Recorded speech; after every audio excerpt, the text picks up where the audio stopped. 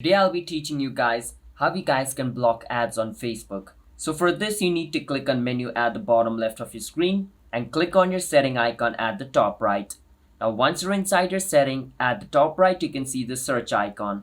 Click on the search icon and over here you want to search for ads. Once you search for ads, you can see this option called ad preferences. Click on it. And from inside ad preferences, it's going to bring you over here and click on the option called ad settings. Once you click on ad settings, from over here, what you can do is click on category used to reach you.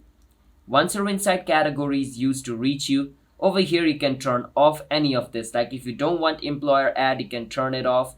Job title, education, you can turn all of this off.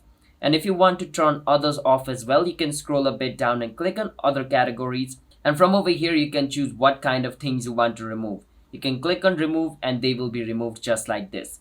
So you can choose which kind of ads you want to block on Facebook. So that is basically how you guys can block ads on Facebook. It's that simple. So if you guys found our video helpful, then hit the subscribe to our channel one step for future videos just like this. I'll see you guys in my next video. Bye bye until then.